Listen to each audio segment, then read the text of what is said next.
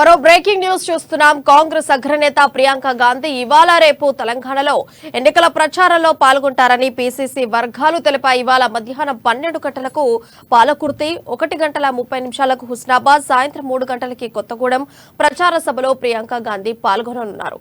కొత్తగూడెంలో సిపిఐ అభ్యర్థి కూననేని సాంబశివరావుకు మద్దతుగా ఆమె ప్రచారం నిర్వహించనున్నారు. ఇవాళ రాత్రి ఖమ్మంలోనే బస చేస్తారు. రేపు ఉదయం 11 గంటలకు పాలేరు, 1 గంట 30 నిమిషాలకి సత్తుపల్లి, 2 గంటల 40 నిమిషాలకి మధిర ప్రచార సభల్లో ప్రియాంక గాంధీ పాల్గొంటారు.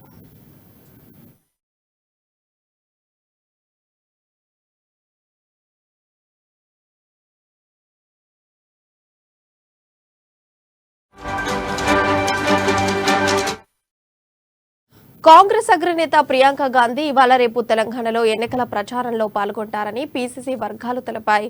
ఇక ఇవాళ మధ్యాహ్నం 12 గంటలకు పాలకుర్తి, 1 గంట 30 నిమిషాలకు హుస్నాబాద్, సాయంత్రం 3 గంటలకి కొత్తగూడెం ప్రచార సభలో ఆవిడ పాల్గొంటారు. ఇక ఇదే అంశంపై మరింత సమాచారం మా భద్రాద్రి ప్రతినిధి శ్రీనివాసరావు అందజేస్తారు.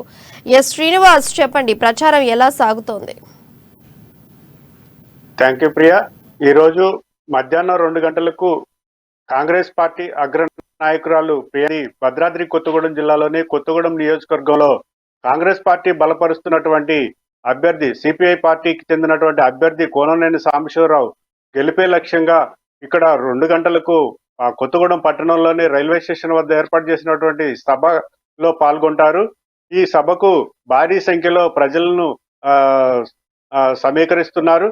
ఈ కార్యక్రమానికి రాజా, సిపిఐ పార్టీ నాయకులు రాజా, అలాగే చాలా ఇతర నాయకులు, సిపిఐ పార్టీ అభ్యర్థి కూననేని సాంబశివరావు, అలాగే ఇతర స్థానిక నాయకులు కూడా ఈ కార్యక్రమానికి పాల్గొంటున్న నేపథ్యంలో ఇక్కడ ఉమ్మడి ఖమ్మం జిల్లాలో ప్రియాంక గాంధీ పర్యటన కొత్తగూడెం నుంచి ఖమ్మం చేరుకుంటారు. ఖమ్మంలో బస చేసిన తర్వాత మరుసటి రోజు రేపు ఖమ్మం, పాలేరు, సత్తుపల్లి, అలాగే మధిర ఈ యొక్క నియోజకవర్గాల్లో పర్యటించనున్నారు.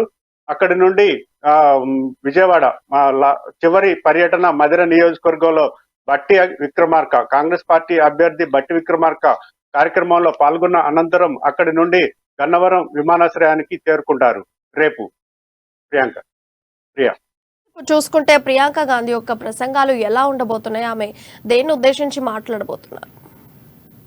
అంటే ఇప్పుడు కర్ణాటక ఎన్నికల అనంతరం అక్కడ గెలుపొందిన మరుక్షణమే తెలంగాణలో జరుగుతున్నటువంటి ఈ యొక్క తెలంగాణ రాష్ట్ర అసెంబ్లీ ఎన్నికల నేపథ్యంలో ఇక్కడ ఉన్నటువంటి 10 సంవత్సరాల పరిపాలనలో అధికార పార్టీ బీఆర్ఎస్ ఏదైతే ఉందో, పార్టీ చేస్తున్నటువంటి ప్రజా వ్యతిరేక విధానాలకు ఈ యొక్క ప్రజలు ఎవరైతే ఉన్నారో తెలంగాణ రాష్ట్ర వ్యాప్తంగా ప్రజలు యొక్క పార్టీపై వ్యతిరేకతతో ఉన్న నేపథ్యంలో కాంగ్రెస్ పార్టీ అధికారంలోకి తప్పకుండా చేపడుతుంది. ఈ యొక్క 6 పథకాలు ప్రజల్లోకి వెళ్ళాయి. ప్రజల్లో ఉన్నటువంటి ఈ యొక్క అధికార పార్టీ వ్యతిరేకత ఏదైతే ఉందో ఈ యొక్క కాంగ్రెస్ పార్టీ గెలుపొందేందుకు అవకాశాలు ఎక్కువగా కనపడటంలో తమ పార్టీ అభ్యర్థులు, అలాగే కాంగ్రెస్ పార్టీ బలపరుస్తున్నటువంటి సిపిఐ పార్టీకి చెందినటువంటి అభ్యర్థి గెలుపులకు ప్రియాంక గాంధీ ఈ యొక్క పర్యటనకు జరుపుతున్నట్లు కూడా మనం భావించవచ్చు. Srinivas, thank you for live updates.